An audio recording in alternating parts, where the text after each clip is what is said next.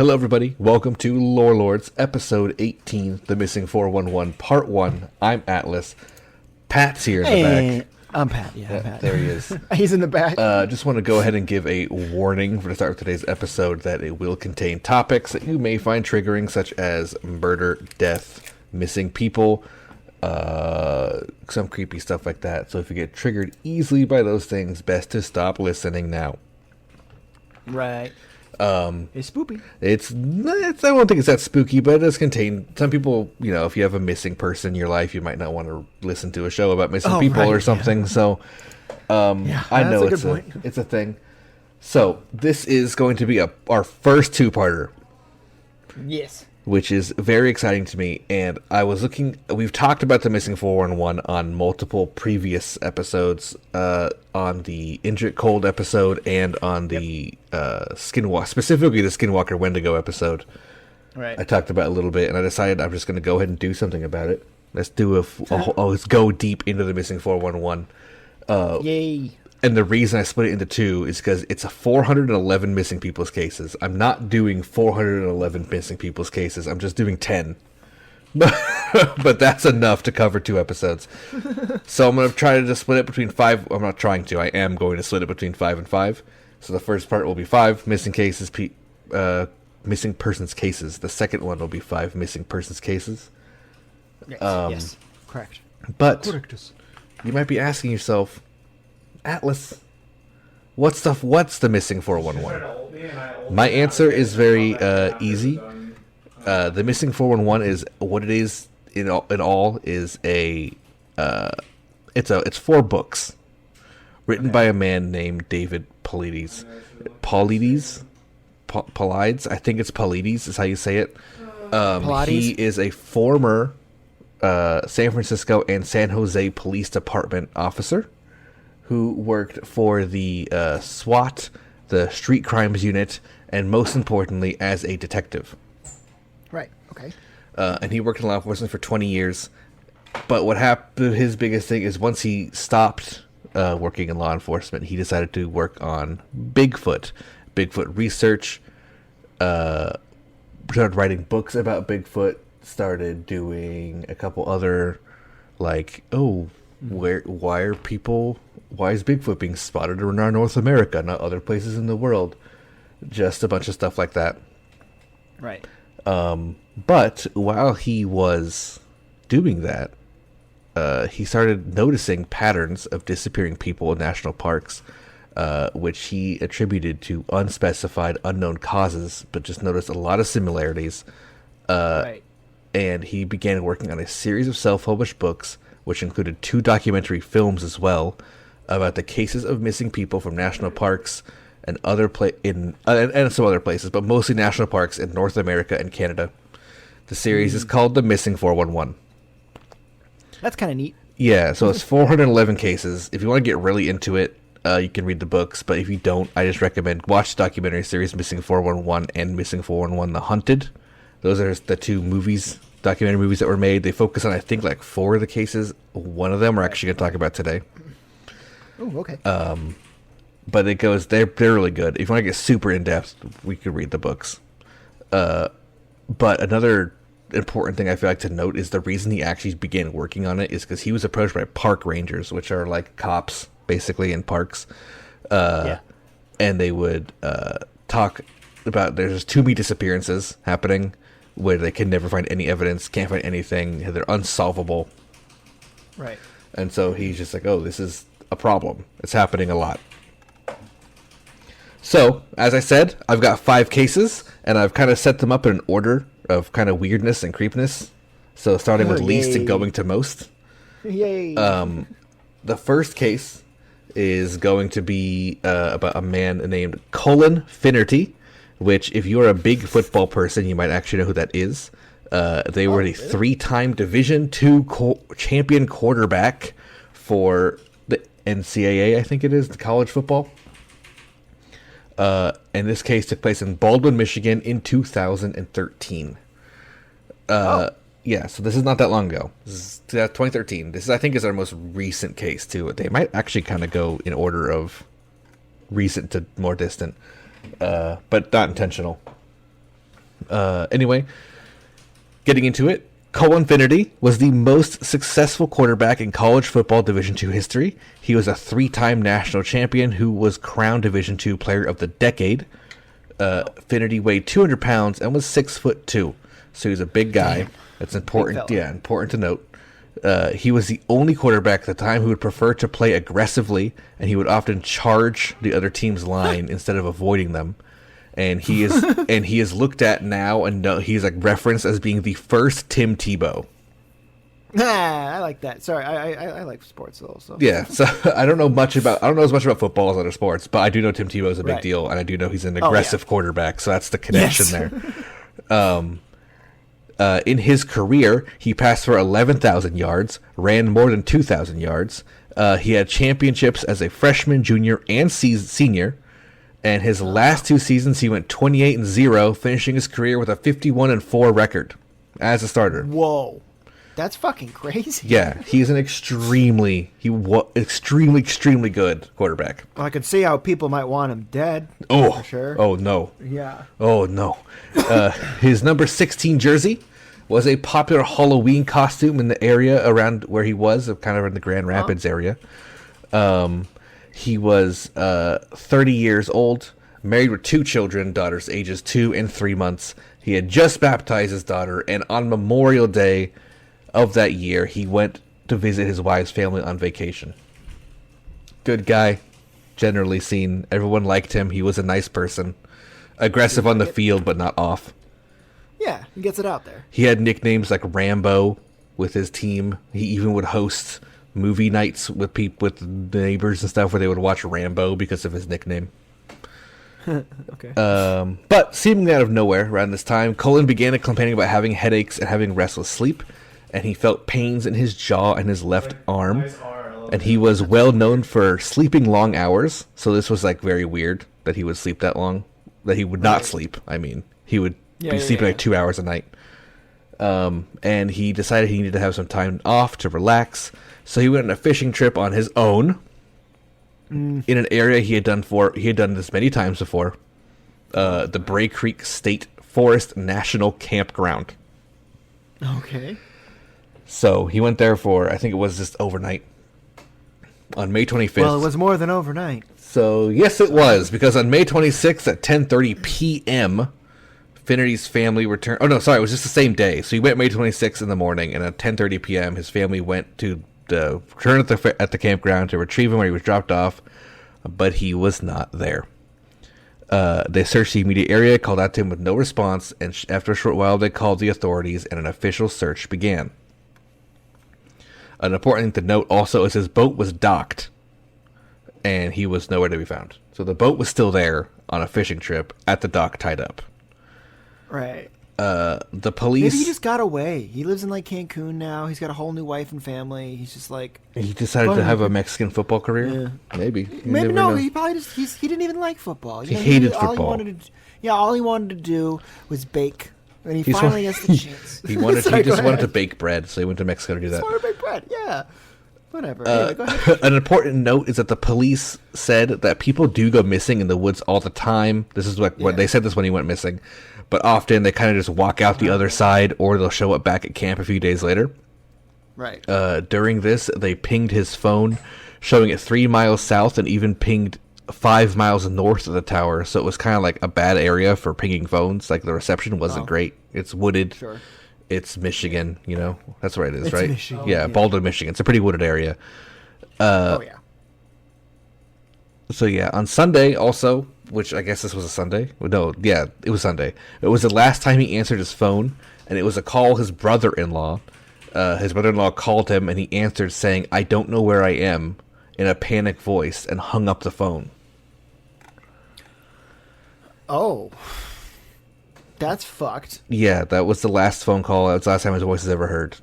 On Monday morning, helicopters and cadaver dogs were combing the woods, but they were unable to find any evidence. There was no clothing, no feet, no foot tracks, no blood, no human belongings. There was nothing to be found.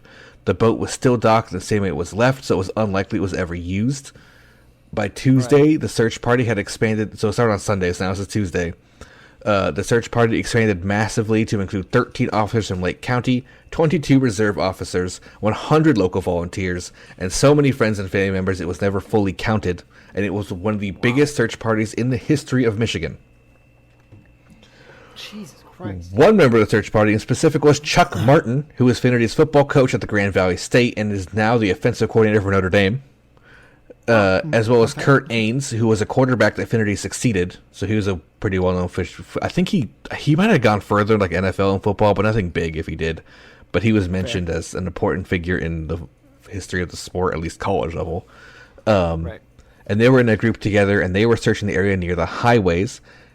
And about 50 to 100 yards from the highway, you could still hear the traffic very clearly. They entered a clearing, and Kurt Ains' wife began shouting, "Oh my God," as she found the body of Colin Finnerty laying down, arms to his side, wearing his olive waders and camouflage jacket, and he was already dead.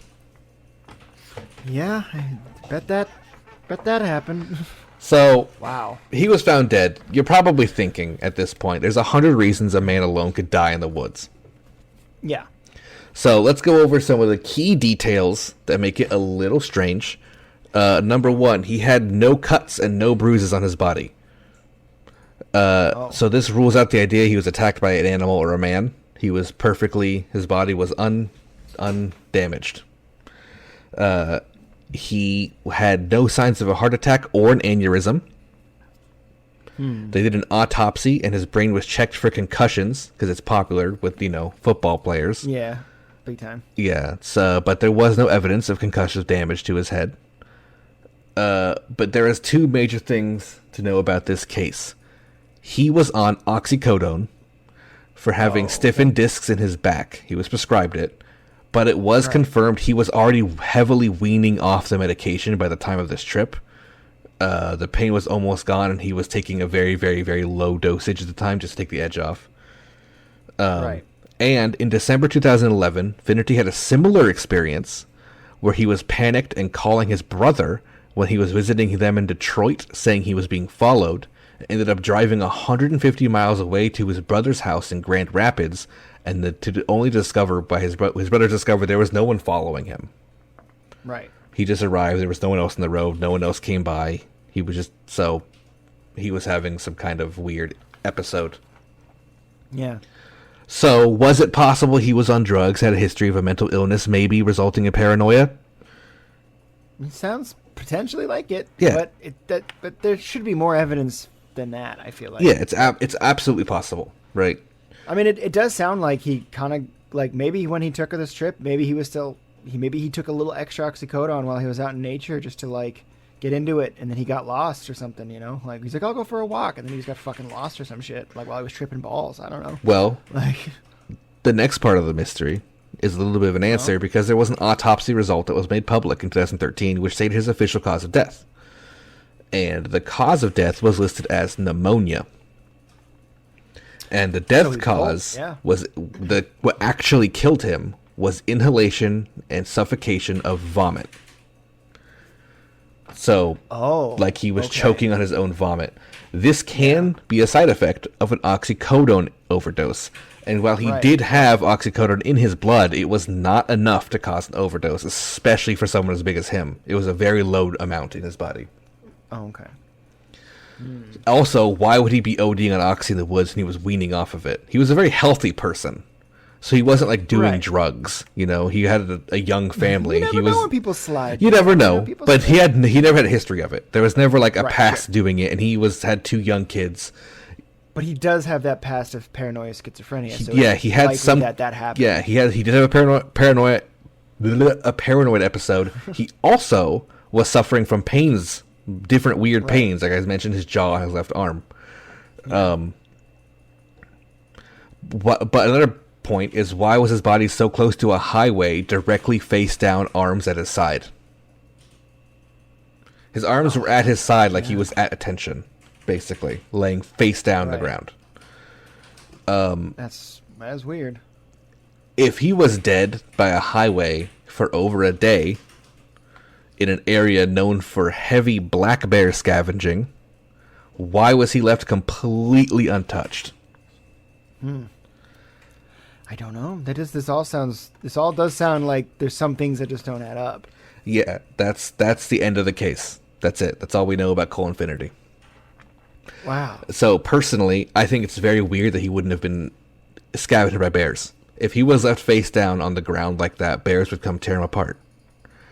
So Right. it makes me feel like he was placed there, maybe, closer to when he was discovered, not left there for days. Or something Right. happened there that would have scared animals away for, like, a great period of time, right? Like, animals would be like, I'm not going near that place. Right, yeah. Another side note is that the author, David Paulides, who made this for Missing 411, never lists a cause. He never says what he thinks could possibly be happening, which is one of the reasons I like it. It's very much left up to you. Right. He's not saying, That's fun it about was it, this, too. it was that. There's never an answer. It's just, look, this is what happened. This is weird. A lot of people It jump... does sound like, Yeah? yeah. I was going to say, it does sound like if it could have been that paranoia, schizophrenia type thing where, like, he may have been... I mean, because, like, with all the brain damage he probably received from football, it's very likely that paranoia, schizophrenia, like, could have been kicking in more, like, as a mental disorder. And then, like, in this trip, something could have happened, Yeah, so... although it is just... What's so weird about it is the way he's found. I don't understand that. the paranoia thing, I also could agree. Because he had a former incident like that, it kind of makes me question anything kind of paranormal about it. But what I will say, they did autopsy his brain, and there was zero concussive damage to his brain. So he did not have brain damage from football. Okay. It could have been other things, but Yeah. it could have been, Genetics, I guess. Also, I guess someone in you- chat, I don't know. C-Shelf said he may have drank when on Oxy. He did not have alcohol in his system. I think he did drink, but it said the tox report from his body did not have alcohol, at least at any notable levels. So he wasn't drunk either. But yeah, it's very weird. He was just found like that, and that's that. A lot of people jump to aliens in a lot of these cases. Almost all of them, people think aliens are involved. I don't think this is aliens. The one thing that is connects this to a lot of alien cases is he mentioned the pain on his left arm and jaw. That is very common symptoms of people who are abducted. Oh. When people think they get little implants or something when they get abducted, that kind of thing. Like that's Right. Just to put that out there. That is a theory that people believe. I don't necessarily believe it for this. I think something shady did happen to his death. I don't think it was that clear of him just dying of taking oxycodone like that in one day and having a fucking freak out.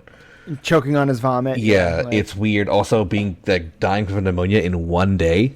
He wasn't sick when he was dropped off. That is pretty astounding. So and yeah, we brought up the fact he was a 200-pound, 6'2" athlete. Like he wasn't like an unfit person, so he should have a pretty good defense against that kind of stuff. But we'll never know. Probably. We'll never know. Yeah, and that's the story of Colin Finnerty, the football quarterback that never really got his day. I think I saw that Poor he guy. was picked by the Baltimore Ravens. Oh, So you must have been excited. Poor guy. yeah, it was a very strange case. But that's case one. Which is good. It's been like 20 minutes. We're making good time. Okay. Yeah. Case two. Two of these cases, especially, are kind of short. So I'm not too worried about time. This is this is the longest one, which is case two, which is Bert Schlayer. This is one that is mentioned heavily in the Missing 411 like community. People talk about this case a lot because it's very weird. People talk about it, or it's talked about heavily on the documentary as well, just Missing 411. If you want to get some video or more audio of it, and experts talking about it. But Bart Schlayer, he was a survival expert and a famous outdoorsman. This takes place in the Yukon wilderness of Canada in 2004. Neat. Bart Schlayer was an expert survivalist and outdoorsman who was known to also be a professional hunter. Bart graduated from Montana State University with a master's degree in wildlife biology in 1979 and would go on to do some amazing work. A man named Dr. Collins was actually a pretty renowned professor who taught an undergraduate class called Man in the Environment for more than 20 years. And he has a quote about his student, which I'm actually just going to go ahead and send to you on Discord so you can read out to the group. to the people here. I'm to the good people. Yeah, I'm gonna just DM it to you on Discord. There it is. Go I'm ahead. just in pure fuck around mode until. Yeah, there you go. No, not that one. Out of the 42,000 students who took that class, Bart was a standout. He was knowledgeable in everything wild, from animals and birds to flowers, trees, and shrubs. Bart spent a great deal of time alone in the mountains while working on his thesis. The activity, patterns of grizzly bears in Yellowstone, it was as if he prepared his entire life to do this. He was superbly suited for the demands of the job. To conduct these studies, Bart used live capture techniques and then placed telemetry, I said that right? Radio collars on the bears to monitor their activity. Oh, yeah, I've heard of that. Yeah, so this guy this guy was a smart boy. Yeah, he was able to capture bears and collar them, which that's a ludicrous activity and skill to have on your own. So you see why he's known as a wildlife and survivalist expert. Like, he was out in Yellowstone Park dealing with... Can you just imagine being like going up to a grizzly being like, I got this? Yeah, just like collaring it, no problem. Fuck, dude. Pwop. Yeah, and again, that was a very kind of known professor to say that. So you got some praise, and obviously he graduated the class and he did a good job. And like I said, he got a master's in wildlife biology. But after school, Bart would become a scientist who worked for Grizzly Bear Recovery Project in Yellowstone in the 80s. So he was so good at his thesis, they wanted him back. Nice. So he basically went there to work full time, and he would become an expert on the behavior of bears, as well as tracking and collaring and tagging them. After that job, he decided to go for more adventure and moved to Russia. And he started living in Russia and working with tigers, doing very similar work. Cool. In Russia, he would basically do the same thing. He would tag, collar the Siberian tigers that live out there. So, another extremely dangerous predator. Yeah. Also, while Russia, just to note, he did have a long-term girlfriend named Tanya, which they would have a son together named Artyom. Oh my. Yeah, so he would be trained. Very Eastern European. It's very Russian. Tanya and Artyom. He would also become trained in tracking of tigers, which is how he learned to collar them in the first place. And he would become one of the world's foremost experts on not only tiger behavior, but also capturing and collaring them. So he is now one of the foremost experts in the world on capture and collaring grizzly bears and tigers. That's hot. It is. That's sexy. That is a wild life, literally. Yeah, that's hot. After Russia, he would end up moving to Alaska, claiming that his home of Montana, where he grew up, would no longer have any adventure for him. So living in Alaska out in the frontier, he would often go on hunting trips for his own food, preferring to use his own homemade bows and arrows. Cool. He also had, so I found this in multiple documents, multiple interviews of people. He was known as a local playboy.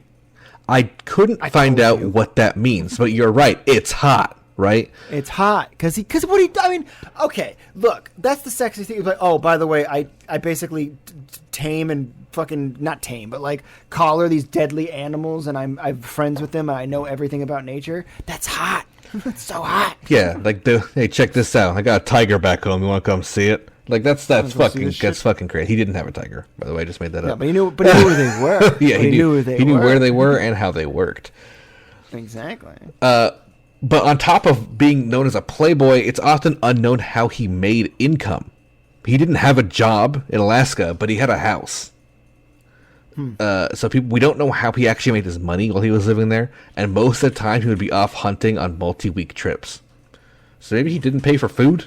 I don't know. But I guess not. Maybe he was making money from work he's done in the past, maybe royalties. I don't know, but that could be a possibility. Yeah. I guess there could be residuals coming in.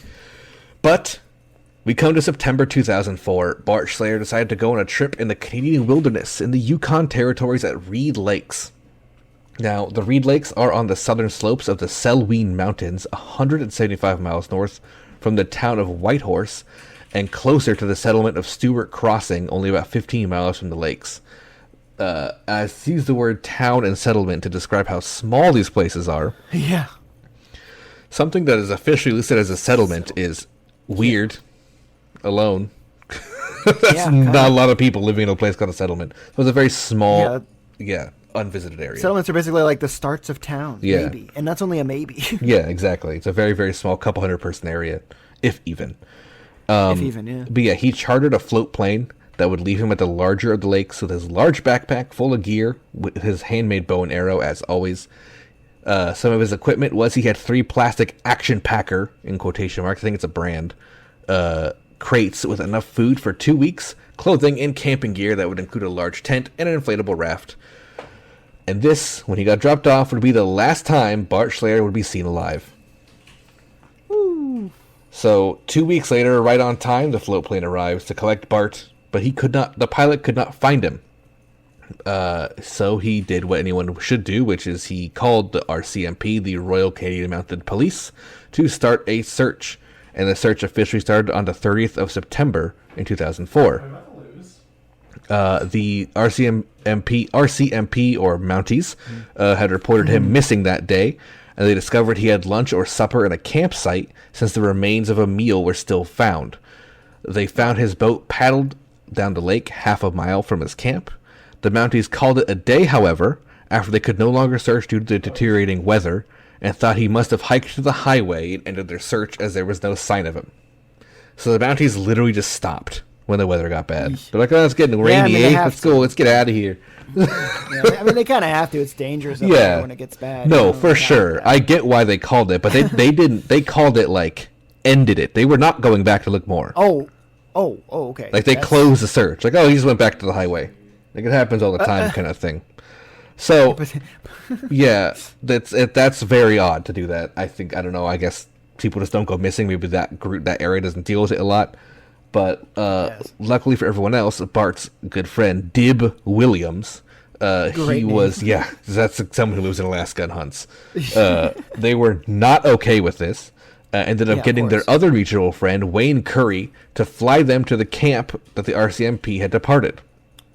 They arrived shortly after they ended their search and found Bart's tent had been knocked down by wind or animals, but all his equipment was still there. In fact, when they searched his gear, they found items such as food, clothing, bear spray, his knife, and his VHF radio, which is like a wilderness satellite radio. Right. Williams and Curry didn't believe that he would have or could have hiked to a highway without any of this. And due to weather, they themselves had to camp out kind of in that same campsite overnight because it was just too rough that night. It was September. I think I couldn't look at what the weather was exactly, but they kept mentioning bad weather. It might have been snow. This is Canada in the Yukon Territories, so maybe it was snow. Maybe it was just high winds. I'm not sure. Maybe fog. I don't know. And hard rains. And it could just be a big rainstorm. Yeah, could be that too. But yeah, they had to camp out, and the next day they began to search again immediately. And the morning they would go to the boat that was found, and they would, sure enough, look into only 60 yards into the woods where the Mounties didn't look. They found his handmade bow and arrows. Oh. They were leaning against a tree next to a dry bag, which was full of hunting gear. So they had their first clue, and they decided to look a little further in, and not much further, they found a face mask, which was a balaclava, to be clear. It's like a full face mask. And inside it was hair and blood. Okay. So they put the face mask down, called back the Mounties. The Mounties showed up, and on October 3rd, the search officially resumed. And now they were taking it a lot more seriously. But at first, they found pretty much nothing in the whole area but bear and wolf scat and tracks. They were known to live in the area, so that's not weird. Eventually, however, they did find a baseball cap and camouflage pants. Both these items were in perfect condition. They were undamaged. And the pants were laid out, almost not folded, but laid out flat, and the cap was right next to them. And then right near this area, they found parts of a human skull and some bones.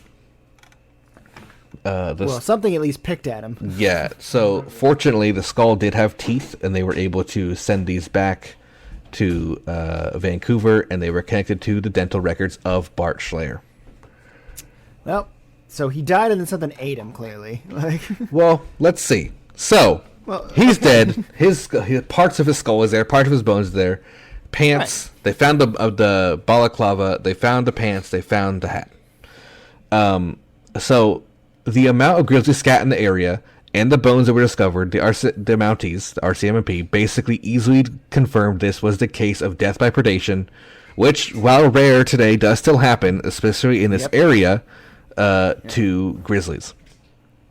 Yeah, that poop was him. Yeah, so this case kind of got a lot of attention in the media, of course, especially locally.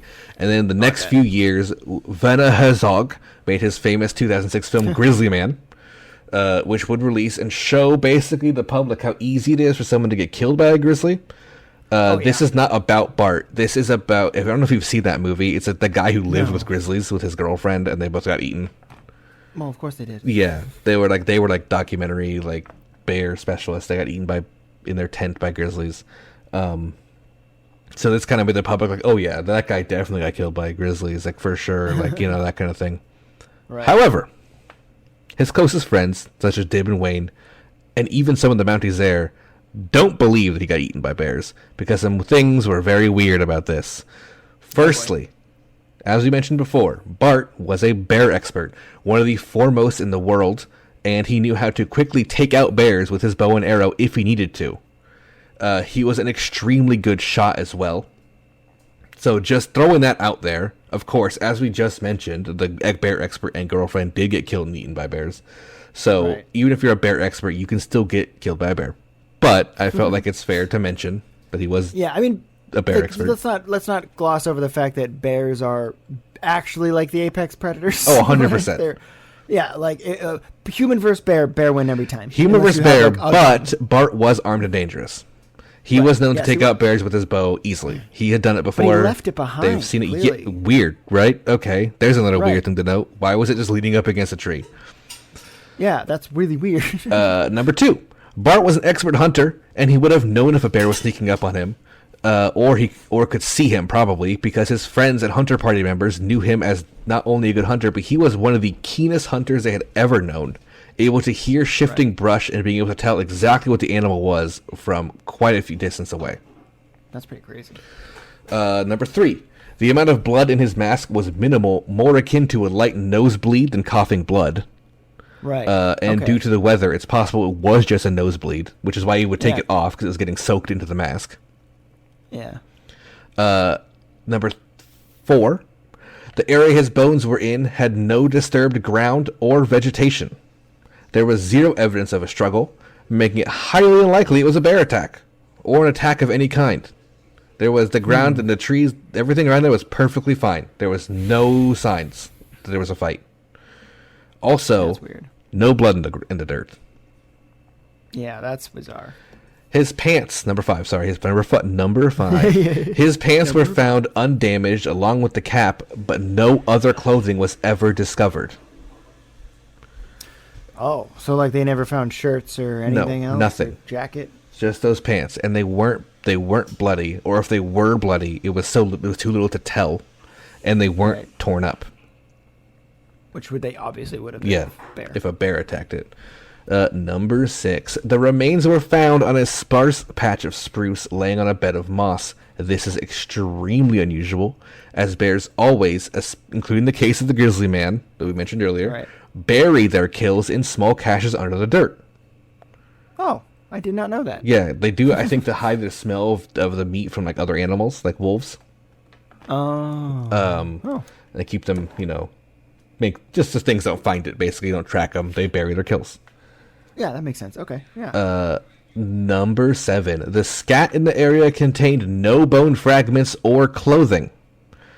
In the Grizzly Man case, this was heavily found. All the scat in the area for days was discovered with not only bone fragments, but pieces of the clothing that him and his girlfriend were wearing. Poor people. Yeah, we're going to keep mentioning them, but not talk about them. That's not what this is about. Yeah, this is poor people. Those poor people. Yeah, so when people get eaten by bears poop out people. And there was no people bear poop in this area. They kept looking. They never found people bear poop. Oh, no, absolutely not. No, so that's weird, right? Yeah. Number 8. His food container on the site was unopened, which is also very weird because bears would immediately do that and very easily are able to open the containers they were. So why would they leave the food there? Bears are scavengers. They'll find food and eat anything. Yeah, absolutely. They're gonna go for whatever. Like we talked about in the last case, bears are scavengers. They would go for things. They're just sitting there out for them. Exactly. And the last part, his number 9, his bones had 0 puncture holes or tooth scratch marks. Oh, that's the biggest sign. Exactly. So likely he wasn't eaten. There was no evidence that he was eaten, actually, at all. So he was melted by an alien ray. Okay. Yeah, he was melted and his alien bones were placed back next to his pants.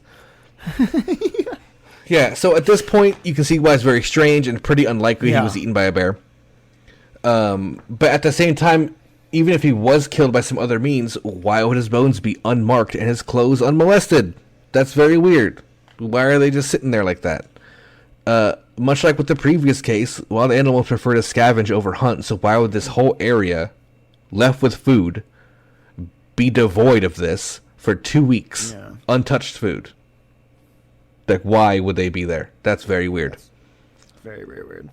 There is a few theories on this case and why he died, though, which we can talk about now. The first one is wolf attack instead of bear attack, which, again, there's no scratch marks in the bones, so it's unlikely. Also, wolves almost never hunt people or attack people. Bears are pretty much the only animal that openly attacks people for food, so the wolves would unlikely be doing that. Another is a heart attack or aneurysm, and the animals would eat the rest of his body.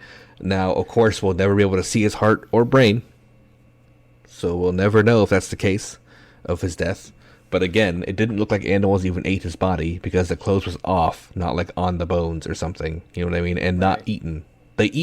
Animals eat clothes like skin when they eat people. Yeah, they don't take they your kinda... clothes off and then eat you.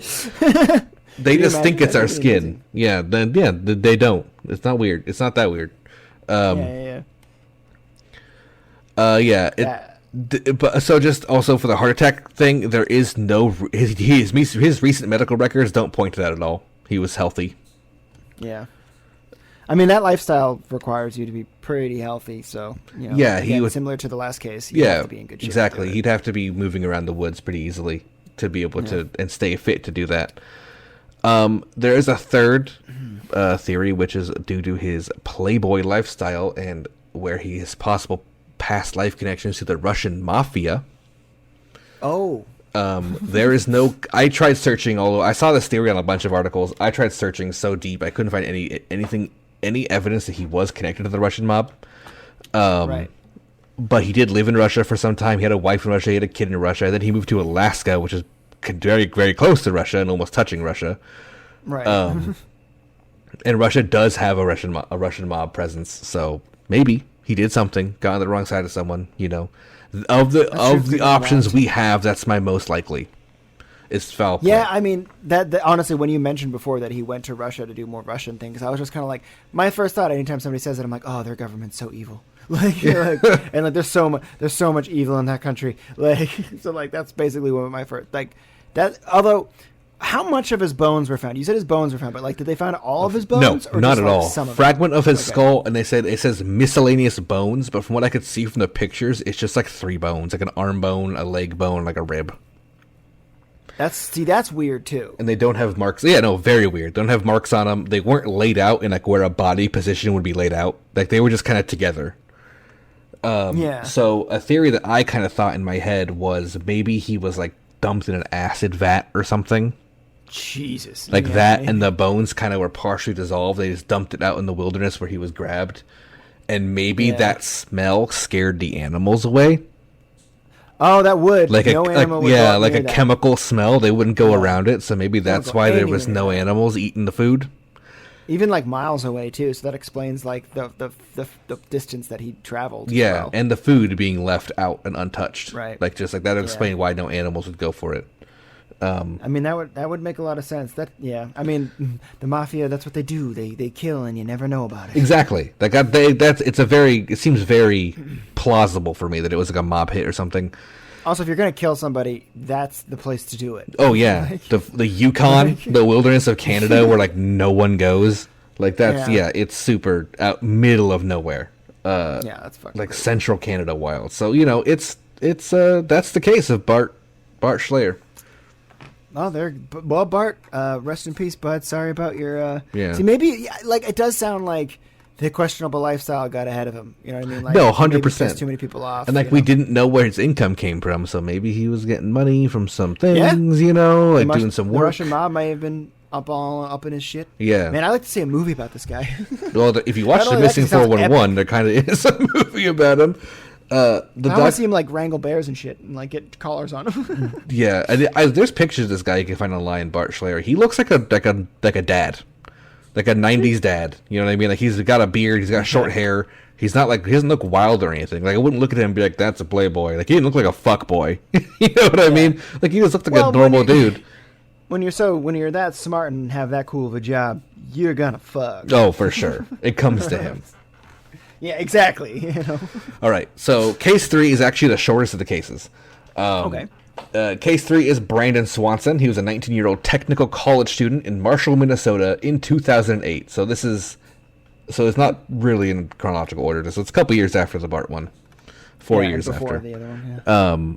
So this case is a bit of a shorter one, but it is one of the first ones I ever read that stuck with me. So I decided to throw it in here to talk about in the first episode. Sounds good. Brandon Swanson was a student at a technical college for wind turbine engineering in Canby, Minnesota, which is 30 miles away from Marshall, Minnesota, which was his home. He grew up and lived in the area his whole life, so he knew the area like the back of his hand, which will come into play later, which is why I bring that up. He knew the area very well, all the towns, all the roads. He grew up here. This was his life. On the 14th of May in 2008, he was celebrating his last day of classes with friends in the town of Canby. Wonderful. It got late. He decided to go home and began driving the 30-mile road to Marshall. For reasons we don't know, he swerved off the road and landed in a car ditch. Or landed his car in a ditch off the side of the road. I will say I tried my best to find where he was. I Google searched it. I Google Mapped the road. It's like forested sometimes of the year and not forested sometimes of the year. So I don't know if 2008 how heavy wooded the area he crashed his car in was, but it was like kind of, the road is kind of elevated to the sides. Sure. So it looked like he would have been down the road a little bit from a ditch. Got it. Okay. And I'm saying this because what he would do at 1 a.m. would be to call his parents. He called his parents and he was asking them to come and get him, and his parents noted he sounded sober. There was nothing like, he didn't slur his speech. He didn't sound like he wasn't there. Right. We don't know why he swerved off the road. He might have just seen an animal or something, you know. Yeah. That's my thought. Yeah, but they said he was very clear of mind, which makes sense because the next thing he did was very, very precisely tell his location to his parents. He knew exactly where he was. He told them he was in Lind, which is a small town in between Canby and Marshall, and knew the area and described the turn of the road and everything from where he was. Yeah. So his parents agreed to make the drive. They got up and began driving towards his car. Brandon says he saw the car go past and flashed his headlights at them. His parents saw the headlight, turned around, but couldn't find... They saw light, I should say. They saw light in the forest, turned around, but they couldn't find the car. They circled back. They said, "Where are you? We can't find you on the phone." It was dark at night, so I can leave some credence to the fact maybe they couldn't just see the car that far down the road, and they couldn't get down there maybe anyway. It looked pretty steep, and they were probably pretty elder at that, like 50s, maybe 60s. Yeah, not the best idea to go down there. Right. So Brandon called them again and told them just to pick him up at Lind. He's going to walk there. It's an obvious landmark. He could see the lights from where he was. Right. And he said, which is thank you, Brandon. He's decided to stay on the phone the whole time because Smart. well, yeah, exactly. In case something happens, he's going to stay on the phone. Right. And he was describing exactly where he was. He said he was following a fence and there was water nearby. And he said, "Oh, there's a field in front of me. I'm going to cut through it to get to Lind faster." His parents said, "Okay." They were kind of driving along the road at the same time. Right. And then he yelled, "Oh shit," in the phone, and the call ended. Oh. And that would be the last anyone would ever see or hear of Brandon Swanson. Wait, nobody found him? Nope. Oh. So his body was never found. Nope. It's just gone. Gone. What the fuck? So Brandon's parents immediately tried searching for him, calling the phone, calling out loud, no response. They called the police, who would not respond until the next day, which they did. They came and began a police search. The first thing they found was Brandon's car, and it was in a ditch. However, it was not by Lion Lincoln Road, which if you want to look that up on Google Maps, is where he was. He said he was. Right. It was not where he said he was, and where the lights were seen in the car. It was in Taunton, Minnesota, 20 miles from where he claimed. What the fuck? There was no tracks located around the car, just a door being unlocked as if he had left it. So there was no idea where really to begin searching. Yeah, that's fucking wild. The call he made was tracked to a tower in the area, and a ping came out, but they did find that it was in like a 20-mile radius of, or 5-mile radius of this tower, which was closer to where he described, by the way, not to where the car was found.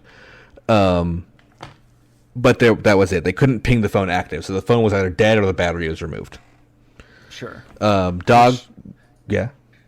Which is pretty wild to think about, like, if the battery was removed. Though it could be dead, though, because he was using it all night, Yeah, it was always a 2008 cell phone, so if he was walking through a field with it on, I don't know how long those batteries would last. That's a good point. Yeah, and since he got bipped or whatever while he was on the phone, it likely stayed on for a little while, even though it hung up. But no, they said the call ended immediately. Right as he said, "Oh shit," the phone hung up. So that implies either it might have just died. Yeah, it could. I mean, he might have just. Honestly, he might have just been saying, "Oh shit," because the phone was dying. It was described as he kind of squeal yelled, "Oh shit!" Oh, like a high pitched, like a scared yell. Oh. Well, the next part of the search was dogs were brought out. The cadaver dogs were brought out, and they would pick up a scent, however, and this scent would be by a fence by water leading to a field, which is exactly what Brandon described. And this water was the Yellow Medicine River, and the scent led to the edge of the river. So knowing this, they said, okay, we're going to dredge the river, see if we can find Brandon. So they did. They dredged it for like hours and hours and hours. Nothing was found. They said, I guess it's not strong enough of a current to carry a body away far, if at all. So they said it should have been like there, if he drowned. Sure. So there's that. But another thing is, on the other side of the river, the police dogs seemingly picked up the scent again, but almost lost it immediately at the same time. Oh. Like they were smelling something, but they couldn't get they couldn't get a trail of it. Like they couldn't find out exactly where it was. But they were kind of acting like they smelled it over here, but we're not even sure where it was. It's like too dispersed or faint at that point. Yeah, they were just kind of like, hey, guys, it's here, but I don't know. Which, if you go through water, that's a pretty likely thing to happen. The scent would be extremely dimmed. Yeah, absolutely. So, this ended the police search, and they ruled that he had been drowned or voluntarily... Sorry, not he had been drowned, he drowned, or was voluntarily disappeared, as in he left. Like, he just vanished himself. Wow. His parents... That was the ruling. The end of the search. His parents disagreed. They said there's no way. Now, of course, it's very normal for parents to refuse to believe their missing child that are dead or just left on their own.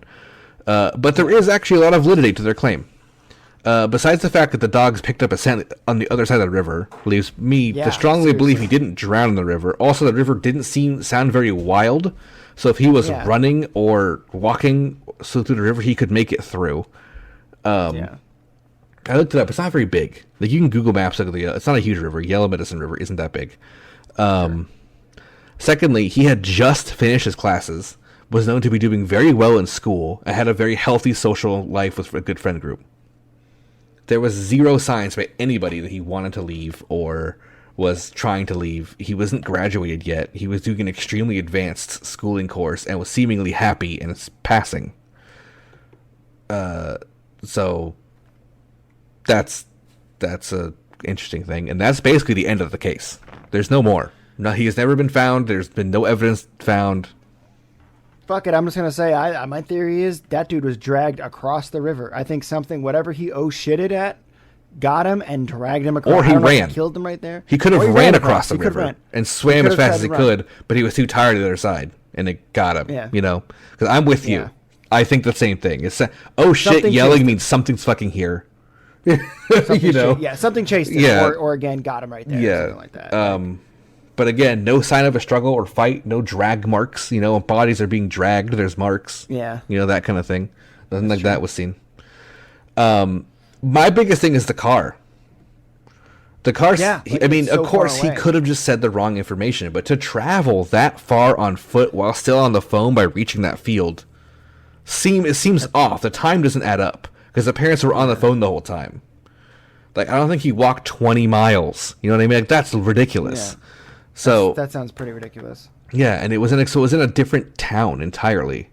So that's very, very weird. A town he wouldn't have passed through. Also, by the way, there's no reason he should have driven on that road. Yeah, that's so crazy. So yeah, it's basically like, was his mind playing tricks on him? He wasn't where he thought. But if so, could he have ever covered that distance to be found near the river that quickly? Like, I don't think so. Yeah. You know, very weird.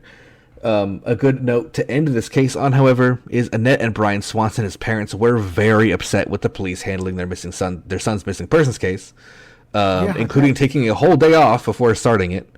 So they began lobbying for a change in laws in how missing persons cases were handled to be similar to the way children's missing persons cases are handled, which Minnesota was the first state to adopt. So now when someone goes missing, they go immediately. They start searching. That's good. And many other states are beginning to adopt it. 42 states have adopted this. California is one of them, so you'll be happy to know. Yep. I believe that. And the name of this is the Brandon's Law. So at least there was a kind of a positive ending, I guess. It's a little comfort to take home. At least some action was taken to maybe stop something like this from happening in the future. That is so fucking wild. Like, I mean, he was in a field, right? Was it somebody's property or just a field? I don't know. Like a miscellaneous. It seems like it was just a clearing in the woods. Yeah, that's fucking weird, man. And there's a fence around the river to stop people from falling in, but I don't think it was like a property fence. It was just like built by the state, you know, at some point. Yeah. Yeah, and that's so bizarre. Just like, again, like just never seen again. Yeah, never heard from, never seen, no reports, nothing. Like no body parts or anything. Nope, like nothing. He's still He could have fallen in one of those caves that exists all throughout America. Maybe there was a cave hole that no one found searching for him. You never know. Yeah. But yeah, he's still on the list of missing persons. He's an active missing person case to this day. So that's fucking crazy. Yeah. I wonder. I like with these kind of cases. I'm always super interested in like finding out like years from now if they'll find his clothes or his wallet. I want to. I've known about this case, and every couple of years I kind of look it up. You know, now is the most recent, of course. Still no progress. Yeah. Damn. So That's so fucking crazy. When are people going to go explore these cave systems underneath the United States? When are we going to do this? Let's start. Let's do a YouTube channel. You and me. Let's go. Just us. Just us. No one waiting for us. No experts. No.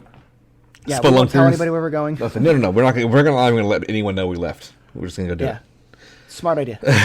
That's what happens with these people. So that was exactly solo trip.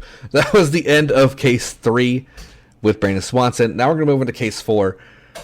Case 4 is special in a couple ways. Firstly, it is another very popular one, similar to Bart. I believe it's in one of the documentaries. It also doesn't have a ton of documentation on it.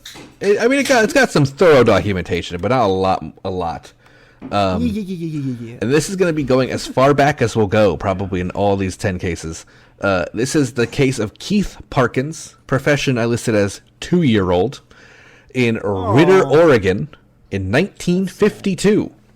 Oh. So this is the oldest missing 411 case. And we've started getting a really good taste of kind of some odd mystery stuff, especially with that last case where you just said, oh shit, and vanished. Yeah. So now it's time to get weird. So Keith Parkins is one of the most famous cases. So if anyone knows the missing 411, you probably know Keith Parkins' case. I do not. But you don't, yeah. I know. But if anyone on the listening this does, I still feel like it's important to go over when we're talking about missing 411 because it's such a major one and such a great mystery. This case is the furthest back we'll go, as I said, on April 10th, 1952. In Ritter, Oregon, which, go ahead and Google search that place, because that is as rural as you can get. It is in northeastern Oregon, kind of. If you Google what's it called again? Ritter, Ritter. So yeah, if you Google Maps this right now, There's nothing there. It is like complete wilderness. And ranches. And on top of that, it's important to note that this area is rocky, hilly, and forested. So definitely Wendigos and caves. Got it. Yeah, sure. That's a good thing to know. But I was mostly just note that it's rough while you're listening to the story. That this is rough terrain. Yeah, for sure. So it's used for ranching. And Edna and Alan Parkins, with their 3 kids, including 2-year-old Keith, would visit Edna's parents in Ritter, and their property was a large cattle ranch, and the area they lived in was locally known as Cattle Land. As I mentioned before, the area is very rough, hilly, trees, rockies, and this time of year, in April, covered in snow and ice. So I just looked it up on my phone, and it looks like a middle of goddamn nowhere. Yeah, 100%. So you can see the vibe. I recommend if you're listening to this, just give it a quick search so you can feel the vibe of this place. There's nothing even around it. No. Like the surrounding areas are just as bleak. Yeah, it's just a bleak. I mean, I don't know if it's depressing. I don't know if it's in ice and snow for sure. It was noted to be covered in patches of snow and ice. So we have a timeline. We have a pretty well-documented timeline for this case, which we're going to start at 12 p.m. on that day. The 3 boys were at the grandparents' barn to see the new calf they had, and their mother called out to them for lunch. The boys began to head back to the house, only 40 yards away, and when Edna saw them, they asked the 2 boys where Keith was, the youngest. They said he must still be back at the barn as he was there with them literally seconds ago, and they went to get him. Guess what? Gone. Completely gone. It had been probably 2 minutes max of getting mom coming back. It's a 40-yard walk. You've been in a football. That's less than half a football field. It's not long. It's not far. So they started calling his name, looking for him. No responses. Nothing. So that afternoon, a search started in full. Edna noted down that the search was loosely organized, being in this rural area and the 50s. They didn't have a lot of preparation time, but despite this, the searchers were doing a very good job of moving in a line, searching thoroughly, and all staying within talking distance of each other. Oh, that's smart. Yeah, so that's what we do now. That's like how you search for someone. So they knew what they were doing. It just wasn't like professional. And at the peak of the search, there was over 200 people in the field looking for Keith, which for how rural this is, that's an impressive amount of people. That's like the whole town. Basically. Yeah, and how far can a 2-year-old get? Exactly. They should be right. They should find it immediately. But the search would continue until morning. Jesus. So 3 miles away from where Keith was last seen, footprints were found that were small and possibly Keith's, moving through a herd of cattle. Outside of this track, there was never another clue found for Keith's disappearance. So at this point, hope was pretty much lost. Yeah. Now, 7 a.m. the next morning, searcher was pretty much thinking he wouldn't find anything, but decided to keep going and into the area known as Skull Canyon. So this area, despite having an extremely ominous name of Skull Canyon, was particularly cold. It was mostly covered in ice, and the area leading up to it was even more so, being frozen. Like he's apparently reported to sound like you were walking on an ice rink. Oh, wow. And this is where the search would end, as a man searching would call out that he had found something, and when everyone gathered, that something was Keith. 12 miles from where he was last seen, face down in the snow, hat and coat off of his body and beside him. When touched, he was frozen stiff. His face was badly scratched. Keith would then be taken to a hospital to make a full recovery. What? So Keith is alive and well. What? That's right. This is our first case of a person being found in the missing 411 alive. He was not dead. He was found alive. Little frozen and scratched up. But he was alive and well. So his face was scratched up? Yes, his face was scratched up and his jacket was scratched up. Which was Did off he of his picked up body. by a bird? So we're going to go into a couple theories here. So while he was alive and well, he had nothing but scratches over his face. They were small scratches, but there were many. Right. When interviewers asked him where he went and what happened, mind you, he is a 2-year-old. Yeah. He only said he saw a kitty and not remembering much else. Now, based on the scratches of his face, Professionals said it could have been a small cougar, but likely a house cat. Because he's 2 years old with small scratches. So the 2-year-old is small, and then you add small scratches on top of that. If it was a cougar, I feel like his head would be gone, firstly. Yeah. But they said potentially it's still listed as a cougar attacked him. And his jacket was cut up as well, so maybe a cougar attack. Local police and rangers, however, thought it highly unlikely because why was he alive? Yeah. Like a cougar doesn't just scratch you and go later. You know, they eat you. So they also ruled that he had been running through some barbed wire as a potential possibility, because there was barbed wire on the way that could cut up his face and jacket. Now, that's the official end of the story, and there's of course still a lot of questions about this. It's very strange, and there is a glaring detail there's two glaring details. One, barbed wire was in the area, but not at ground level. They weren't keeping infantry troops out. It was to keep cattle out on top of a fence that the Keith could easily climb through. It wasn't like a sealed fence. You know, it was a loose wooden fence with barbed wire just on top. Secondly, something that I'm surprised you didn't gawk at. How the hell could a 2-year-old child travel 12 miles overnight in freezing cold weather? Yeah, I was thinking it. I just didn't say it, I guess. Yeah, that is. I mean, so Super Pooper in chat has a good theory that something may have just been like, oh, this is a child. I'm not going to eat it. I'm going to bring it with me. You know, I'm going to take care of this. And then realized maybe too long after, I was like, I don't know how to take care of this, and just ditched it. So the scratches on the face indicate that something scratched his face. This could have been a wild cat scratching his face. I don't think it was something picking him up. No one's ever even proposed that idea. Right. There's no birds big enough in the area to pick up a 2-year-old child, of course, at least that we know of. But here's another thing. 0 cougar tracks. 0 cougar scat. Yeah. No evidence of a cougar. This area was also covered in snow and ice. So no footprints left, but they would be left. Cougars leave tracks. You know, there was nothing. So these questions are not only haunting us, but it also haunted Keith the rest of his life, because he didn't remember what happened. The area is so rough that even today, no one basically lives. That's Cocaine's that's a desolate area. Like, it is wild. So who knows?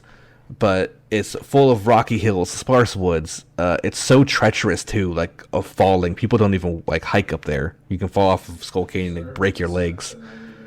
And so not only to prove this was a crazy situation, legendary survivalist Les Shroud, if you know who he is, from the show Survivor Man, which I love, by the way, would attempt to do this.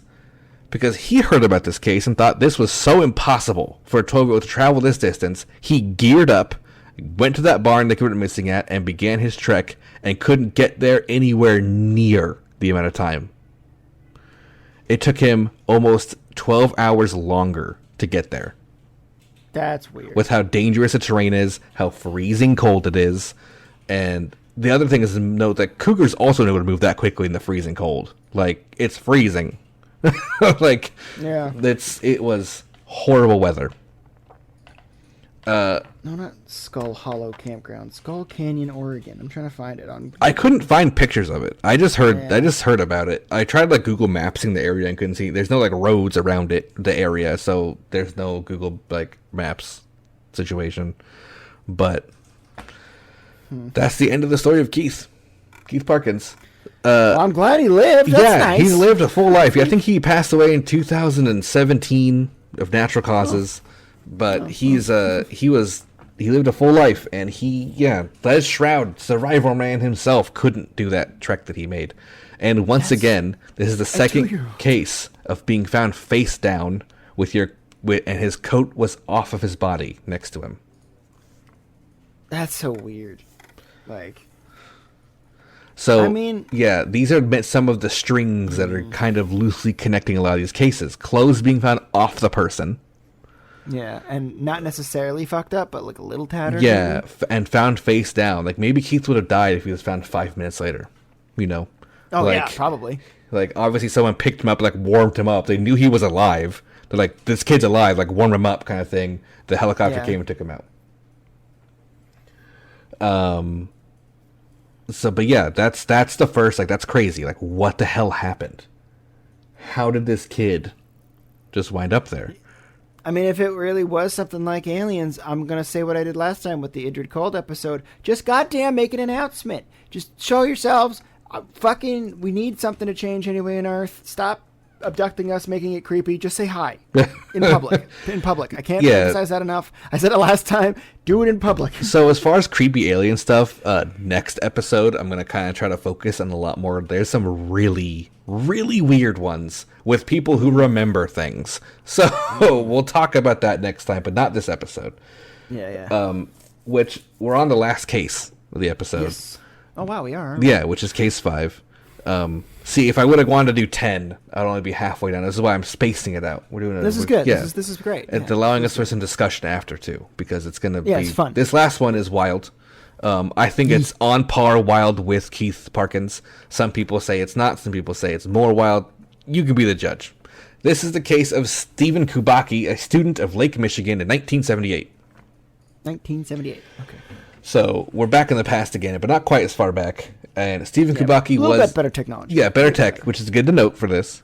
Always good to know. He was a student at Hope College, which is a small Christian university near the southeastern shore of Lake Michigan. He was a history major set to graduate that spring, who was known to be a very good student and a great friend to everyone around him. That's nice. He even wrote, this is just noted for his character, he wrote an op-ed piece for the campus paper about the inadequate collection of books in the university library, arguing they needed an electronic lock system to stop book theft or a better way to track them. Good guy. Yeah. Stand-up guy. Yeah, he's trying to help out. He's a helpful guy. Yeah, good guy. So around the school, he was well liked by his teachers and was succeeding in his classes, and he was regarded as his peers by, my favorite quote, big Dungeons and Dragons kind of guy, unquote. Hey. So nerdy, so that's kind of saying. Yeah, that's nice. Now, we would have been friends akin. Yeah. Now, that being said, Stephen is an avid outdoorsman. More professional than some professionals nowadays. He grew up in the forests of Michigan. The areas he grew up in were very rough, and he was an experienced camper, hiker, skier, and even mountaineer, as he took multiple trips to Europe to climb through mountain ranges such as the Alps. Neat. So he was a very experienced outdoorsman. He would do these alone. He would do these with people. He would spend as much time outdoors as he could. Often when he was away from school, he would take multi-week trips, sometimes alone, sometimes with friends, and always come back perfectly fine. Now, obviously, we know what we're talking about today. So one of these cases, he did not come back perfectly fine, which was in February 1978. Stephen Kubachi would take a solo cross-country skiing trip to be gone for a day around Lake Michigan. He would carry... That's too bad, actually. No, just a day. He would carry with him a backpack full of supplies and ski around the area of Lake Michigan. However, that night, 2 snowmobilers would ride up along the edge of the ice and find Stephen's large backpack along with his skis set up, leaning against each other on the edge of the lake. This is very unusual, the snowmobilers thought, so they called the police.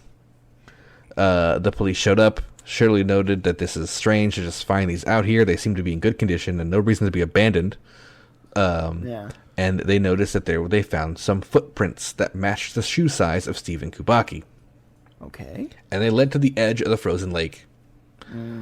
There was no more evidence that could be found, and the police concluded he fell into the lake and drowned.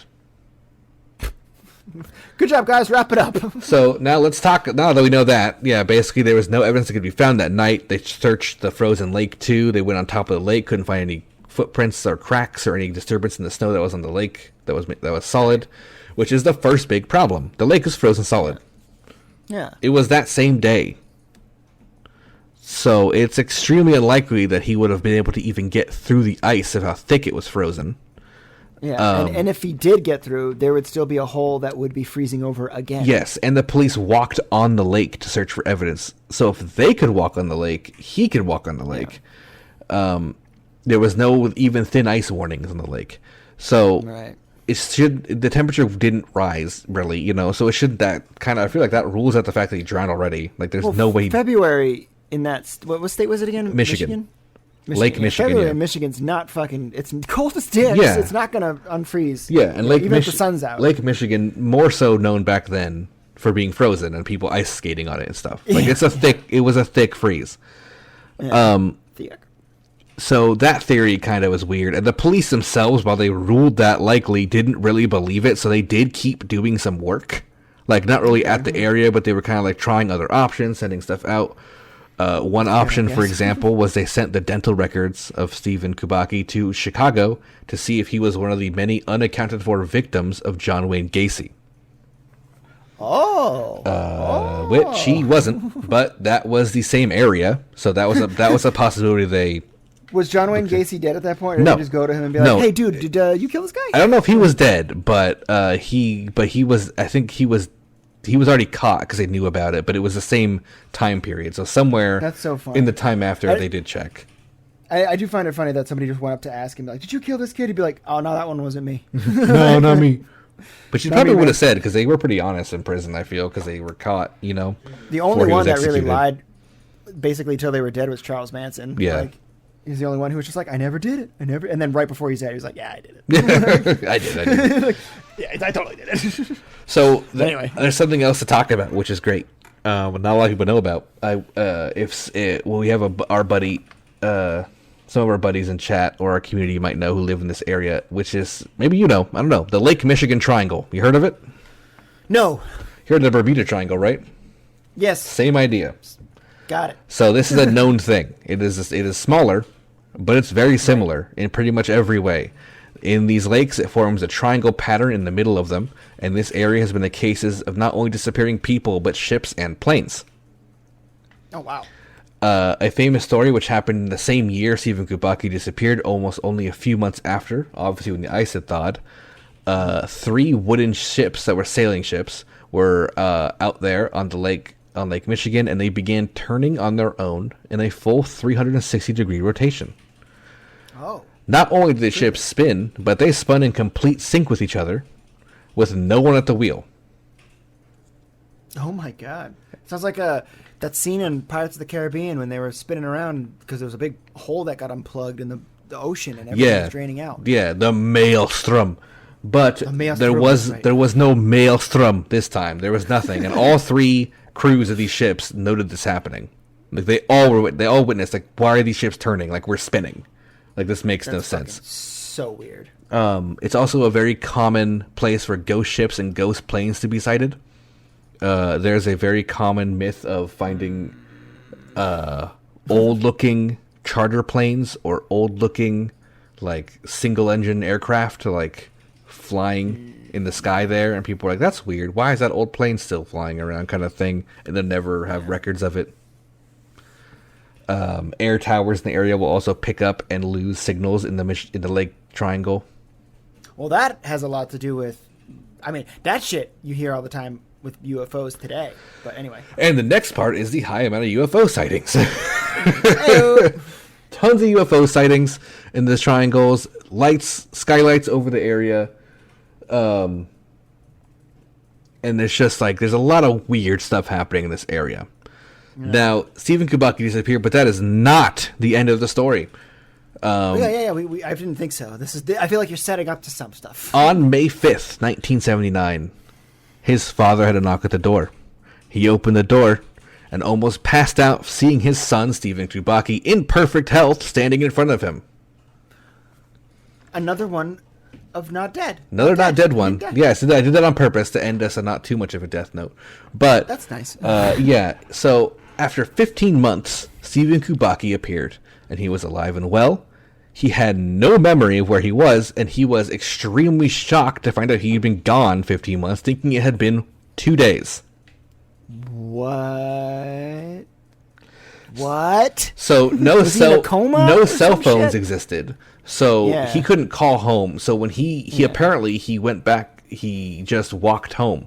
Now he thought it had been 2 days, but he did think it was weird because he remembers going to the lake, and the next thing he remembers was he woke up in a meadow with somebody else's clothes on and a satchel next to him full of nothing but maps. What?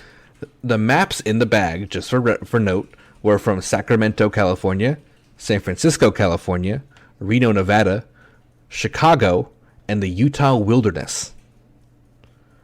Okay. And he refused to believe his father, too, when he said it had been 15 months, until he got a newspaper and saw it. So he was completely, like...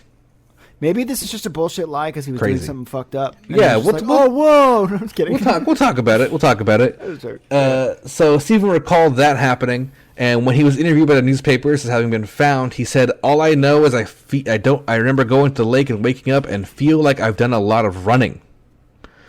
Stephen submitted to a medical examination that ruled him in good health, and they sent him on his way. However, he would refuse therapy, and he would refuse psychiatric help, claiming he was of a healthy mind. He was accused of disappearing on purpose, like you just said, to start a new life. Right. And when it failed or went wrong, he had to return home.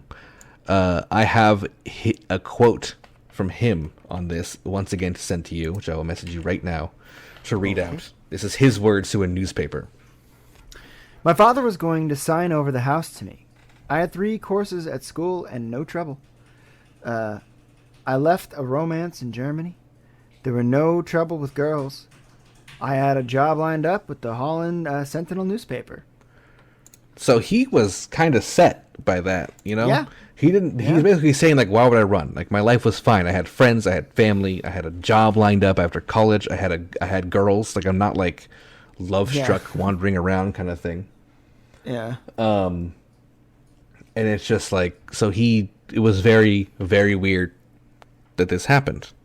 Now, of course, with the job offer at the paper, but didn't exist anymore, he did get his bachelor's degree in absentia from Hope College, which they issued it to him when he was missing during graduation, fearing he would be declared dead or whatever. Yeah. So he got his degree, and when he returned, he never had any kind of therapy or hypnosis attempt to relive the time. He claimed he didn't want to remember, in quotation marks. And he's still alive. He is now a practicing psychologist himself, working in the Pacific Northwest, and he refuses to talk about it. He will not talk about it with anybody, no newspapers, no podcasts, no interviews, nothing. His ex-wife refuses. His ex-wife said he refuses to talk about it with her. Oh, wow. He wrote a book called Meta-Mathematical Foundations of Existence, Godel, Quantum, God, and Beyond. Sorry. What? That's the okay. I'll read that again. That dude. Meta-Mathematical Foundations of Existence, Godel, Quantum, God, and Beyond. Okay, that dude, that motherfucker. You know what happened to him? This is what happened to him. This is fact. Here we go. That man disappeared. Genuinely, he went to another dimension. That dude was fucking. He was in the 2D plane, or he was in the 12th D plane. I don't know. That man was gone, and he came back because the dimension. Fuck you. Yeah, you want to know what the book is about? Porn. The book is not about porn. It's about the existence of multiple realities and dimensions and traveling between them, including quantum mechanics. That's what that sounds like. So, I am with you. My personal theory is that he does remember what happened. And he is not going to say it because being a psychologist with a degree, he would lose his job and sound insane. And this book is likely just reflecting on his experiences he can't talk about. What the fuck? That's my personal theory about All right, what happened. again, I'm going to say just like I did in Cold and about 20 minutes ago. If you motherfuckers are watching us, make yourselves known. Make it public. I'm sick and tired of waiting. Yeah, just come talk to us. Let us know what's up. Just like, do it in public. Don't do it in my bedroom. Please. But here's the thing. Lake Michigan Triangle, Bermuda Triangle, people think it's a wormhole. People think it's like a weird time mess up, like some points in the world. Maybe he saw something like a gateway out on the ice and walked into it and walked into a different existence. Yeah. You know what I mean? I mean, that's what the Power Rangers movie was about. Maybe he had maps because he was in a different universe and wanted to see what their maps were like because where the worlds is. Maybe he didn't go to those places. He just got maps for those places to see what they were like compared to real life. Or his real life, you know what I mean? Like, it's crazy. It's absolutely insane. Of course, he could have just gone away and tried to start a second life. Maybe there was a problem we don't know about. That's always a possibility. Sure, people like to restart. It's a fact. Yeah, and especially nowadays, it's almost impossible. But in 1978, you can disappear and get a new name. You know what I mean? You can't. It's really hard to disappear today. Yeah. That's why a lot of the stories that you told earlier were a little surprising to me, because I'm like, we have in 2013 when that football player went missing, we have satellite imagery. Like, we had for decades at that point. Like, so it's a little surprising that was shocking. But the 70s and the 50s, that doesn't entirely surprise me. But it's just like. But this is just fucking weird. Yeah. So he just showed back up. He was like, "I'm home." Yeah. But maybe is that what you? Yeah. Maybe he went to a different reality, and it was actually 2 days for him. That could have been too. Did he? I mean, that's the thing too. Is when he left and when he came back, did he look the same? Was his hair longer? No. No. The same. Okay, so he looked the same. Yeah. It was the same, and he was in the same health as when he left. He was in perfect health, and he was checked up. There was nothing wrong with him. So he wasn't lost in the woods. You know what I mean? He would be gaunt and emaciated, and he would be dirty and have the same dirty clothes on. He had a completely clean set of different clothes. Well, I can tell you this much. This kind of shit will never happen in Los Angeles. That we know of. Well, people go missing all the time, but usually they just be turned up buried in Palmdale. So. Listen, we talked about your house pets being skinwalkers, so don't expect nothing to happen in Los Angeles. But yeah, that's all 5 of the cases I have today for the missing 411. You're right. That did go from this is a pretty tame but weird story to this dude probably went to another dimension. Yeah.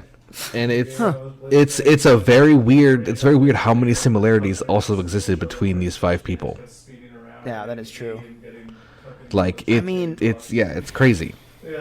I mean, let's take a second, but I mean, whether this can be on the episode or post show, I don't really care.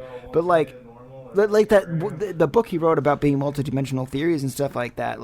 Since then, we've had fuckloads of different evidence and stuff and theories. Even Stephen Hawking himself, the smartest man in the universe, well, may he rest in peace, was he almost talked about it like it was fact. He was just kind of oh yeah, I mean, you know what I mean? He's like, oh yeah, it just makes sense. Of course it does. That's the kind of mentality it has, which I kind of have on the subject too. It does make sense. Me too, to be honest.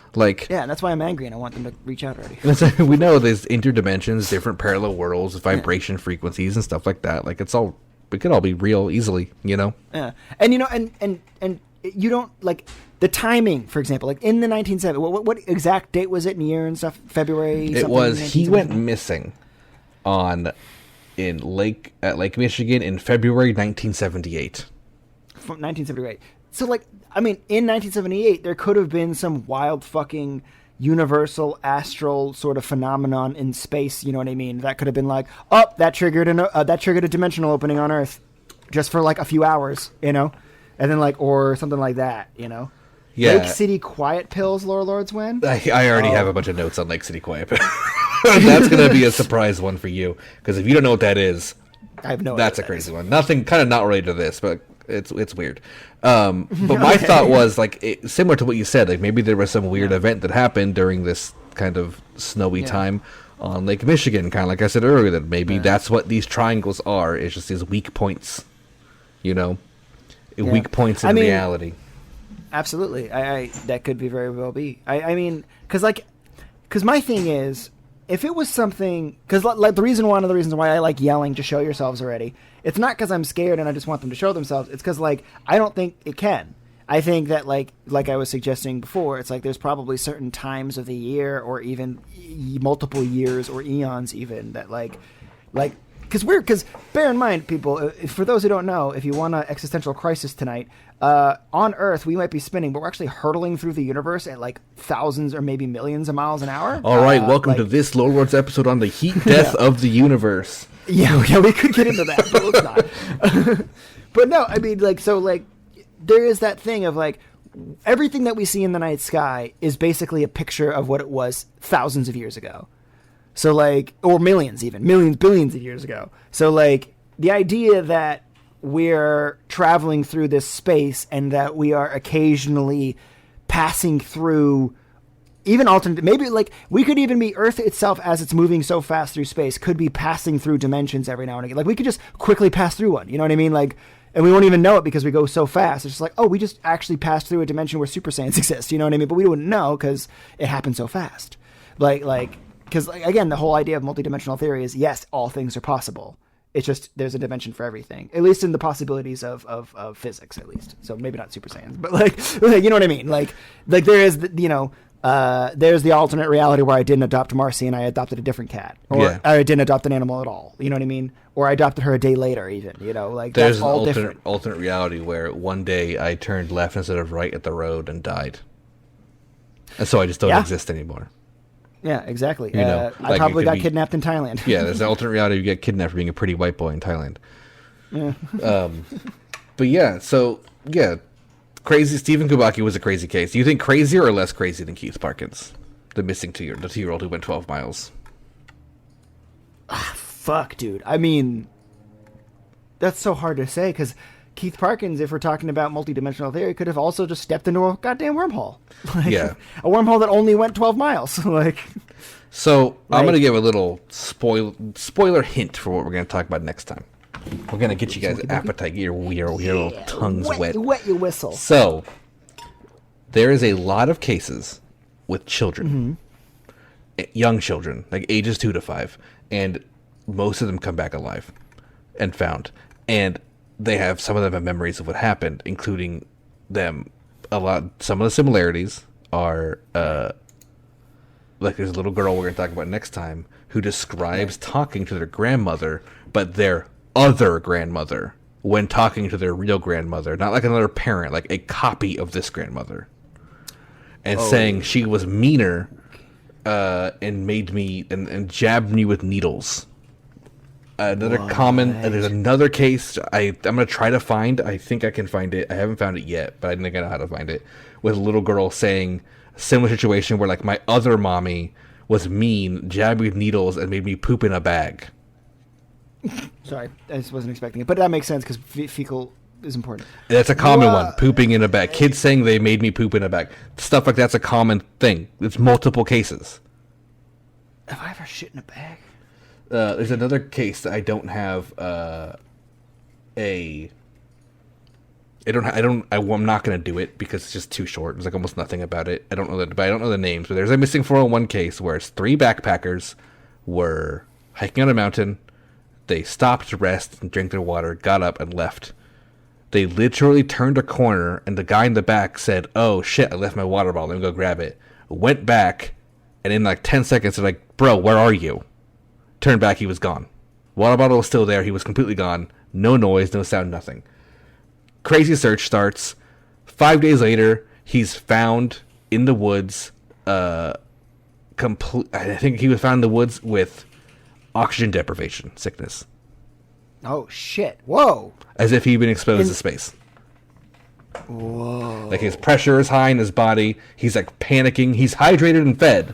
And he's panicking and like he can't breathe, and he slowly starts to recover.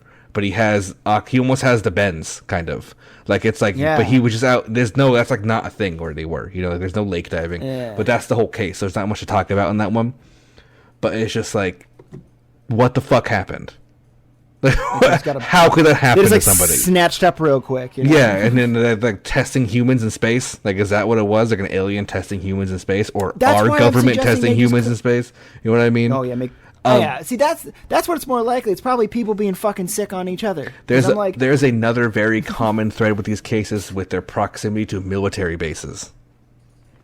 So none of these were tonight. Some of them will probably be tomorrow, but not tomorrow. Sorry, next Thursday, next episode. But that is a common thread: is military base proximity. Military base, yeah. I mean, I can go into, military experimentation from how much, all just from chasing the money. By the way, if you just follow the money, you can learn about how much fucked up experimentation our government has been doing our own people. One day we have whole communities that are literally basically guinea pigs to our government, like the CIA. One day I might do a MK Ultra special thing. It's a lot. Chilluminati podcast did it. It took them 3 episodes, so I don't know if I would do that. It's also there was an idea of like remember how I posted that meme about my dad works for the CIA and get your whole neighborhood addicted to crack? Yeah, that's literally MK Ultra. Oh, yeah, I was about to say, I was thinking about doing a story based on that, too. Yeah, if you wanted to do that, at some point we could. Because, that, again, like, I would not put it past the even today, I would not put it past the United States military or government to abduct its own people to fuck around with shit. I would not at all. Like, we already know other nations do it. They literally get accused by our government of doing it. So it's like, okay, you guys do it too. Fuck you. Maybe they even pry on people who go hiking because they're like, oh, we can just grab them real quick. Let's go shoot them up into space and see what happens. It's just we just don't know. Or like a tank they had that was to mimic space. They put a dude in it. Also to note, he had no memory of what happened those 5 days. He thought it had been like a couple hours, like it was that night when he was found. Yeah.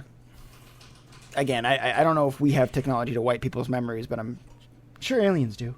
Again, it's either U.S. government being shitty again, classic, or aliens. Yeah, some of these seem like, kind of like how we started off with like the first couple cases, like, maybe like a creepy cryptid like crawler or Wendigo or skinwalker situation. And then it's kind of like, okay, or or all of the aliens or dimension travel or all of the above. Like, it's really interesting. I mean, that's what's so.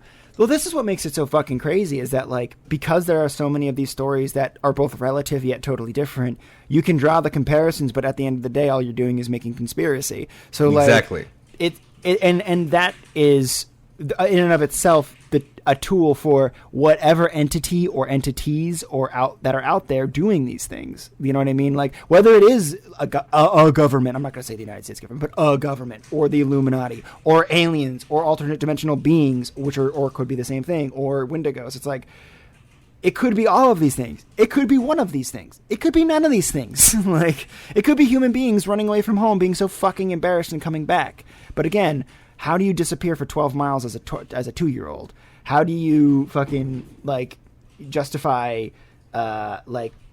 just clothes being found where they are? How do you justify somebody's bones being body being disintegrated into just a few bones? Like, it's weird. It is. It's very bizarre. So. Yeah.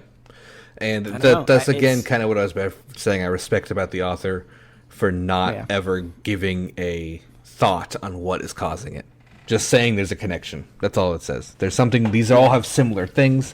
They all seem connected somehow, and that's that. Yeah, that's nice because that literally means the guy's not like. I mean, he probably has his own theories, but he's like, I'm not here to spew conspiracy theories. I'm just here. Yeah, I mean, he was trying to find Bigfoot, so he's clearly got like he's in that world, but he didn't go crazy like it was aliens. I promise. Like, here's the evidence, like that kind of. He didn't do that.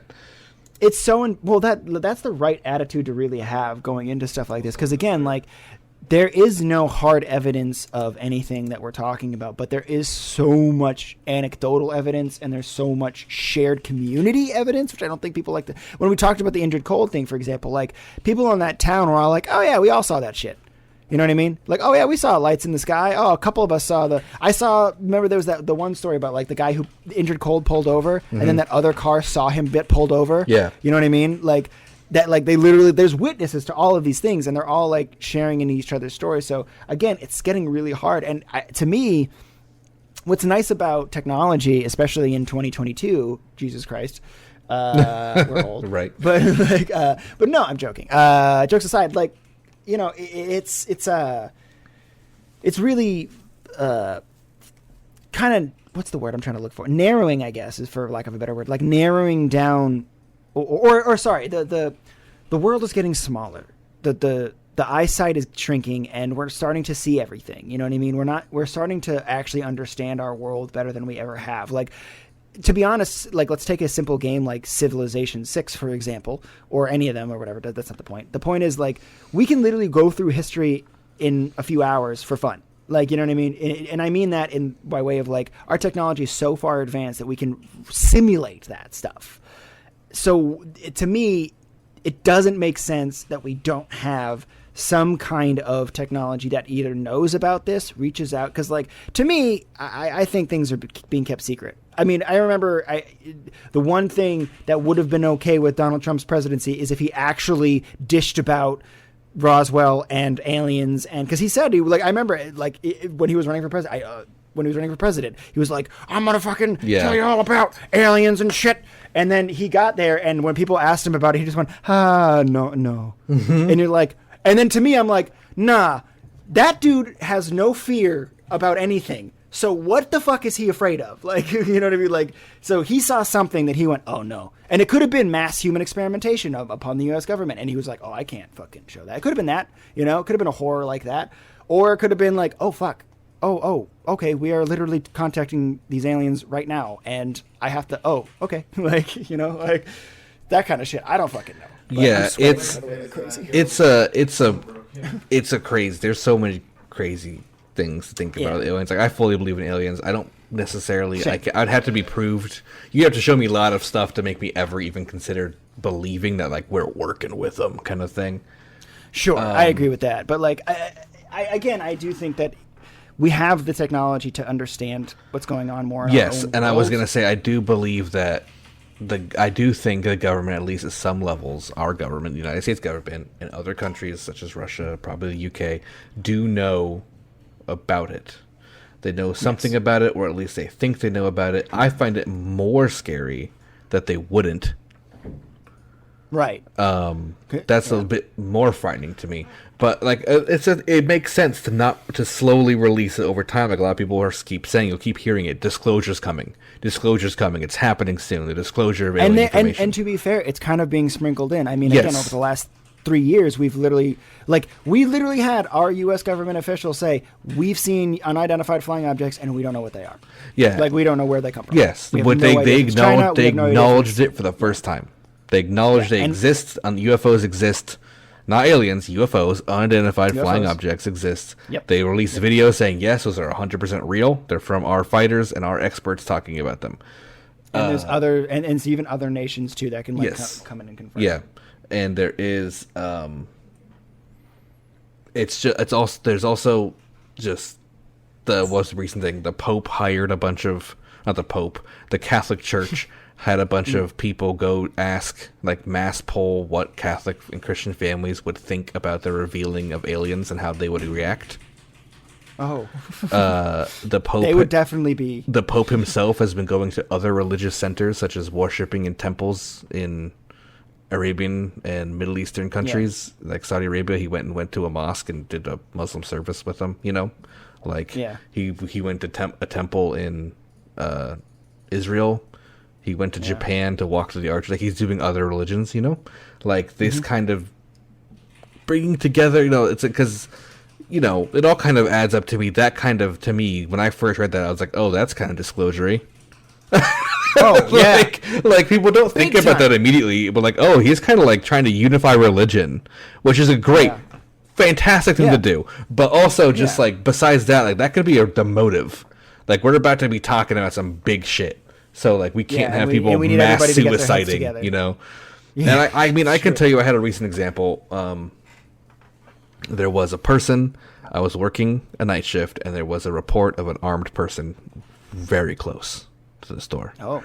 And I went outside myself and looked, didn't see anything, kept an eye on the door, only told, like, 2 other people. Like, just keep an eye on the doors. Because I didn't want to start a panic. I'm just saying that's like the micro version of that, right? I can't have my people freaking out and running around and going home or like leaving and endangering themselves. You know what I mean? Like I can't have that. Leaving would actually be more dangerous in that moment. Exactly. While there's somebody around the area. Agreed. Exactly. And luckily nothing happened. But you know that's just kind of like my thought process. I understand. I wholeheartedly agree. I fully understand why you would do it. I mean, well, here, like, and we can start pivoting into this post-show stuff because we're getting really theory stuff. But, like, I mean, we talked about this before when we were talking about previous religions, pagan religions, ancient Egyptian religions, Norse, Greek, and Japanese, Chinese, all these different ancient religions. They all had a lot of similar parallels. Like the elements were always big and important parts of their religions. The nature and weather itself, and the surrounding universe itself, space. Like, you know, with Aristotle and the Greeks, like, you know, they've studied space and the stars. Like these things are very, very applicable. However, there was a time, again, around 0 BC, Jesus time. Like when religion took a hard turn into different places, it became more about worship God, go to work, make babies, and make sure you pray or you're going to hell. Like that's like wacky difference. Like I don't think, and it happened over the span of hundreds of years, which makes a lot of sense, which is how you can apply this. But like, it's fucking wild to think about how we've transitioned our societies from like thousands of years, like, and how our ideologies went from like our planet and our actions and the animals around us do have some kind of effect on each other, and now instead it's just, well, make sure you live a good life and die right. Yeah. Yeah. You know what I mean? Like, because like to me, that's fear. To me, I think the whole thing is controlled by fear. It's people will never quite be able to comprehend what's going on here. Let's keep them in a bubble. Like that's to me what a lot of the time these types of faiths are. Is just like they're bubble faiths. They're faiths to keep people in a certain state of mind. That is simple. It's simple. If you just do what these people tell you to do, it's an easy way to go. But then there's other things to question. And then like when these things come up, it's like, well, what do you say? Like when these types of stories come up, when you bring it to these people, what can they say to you? You know, like, I mean, they'll have an excuse. They'll have their own excuses, but the evidence always points to other things and strange things and paranormal things. But yeah, well, everyone, it's real. It's coming. It's coming. Disclosure's coming. Let's hope. And like, I do hope it happens in my lifetime. I'd like to see it, but I could see it happening in the next decade. I think so. Like it's kind of being rapid fired, and maybe there's a reason, like something's coming, or maybe there's aliens that they've been talking to, and they're like, guys, we're gonna like tell everyone, and they're like, ooh. Yeah. Maybe the aliens literally listening to what we were saying about like just show yourselves, and they're like, we know, like they're like, I know, like we do, don't worry, we want to, but like we don't want fucking Biden to launch a nuke at us, so we're not going. Yeah, listen, I just hope it's Mass Effect and not Independence Day. Let's just say that. That's my hope. Yeah. Although I wouldn't want to fight Reapers. No. Or the Turians for that matter, but No. You know? But I would like to live in the Citadel. All right. Ooh, I don't know. right? I don't know if you're still recording, but I'm still recording, so I'm going to go ahead and just give a little outro right now. Sounds good. Everyone, that was Missing 411 Part 1. Part 2 will be coming next week. Yeah, we always have our post talk. I'm live at twitch.tv/Alice669. This is my co-host, Pat Weston. He's live at twitch.tv/Pat Weston, which will be live right after the show. Everyone, thanks for tuning in.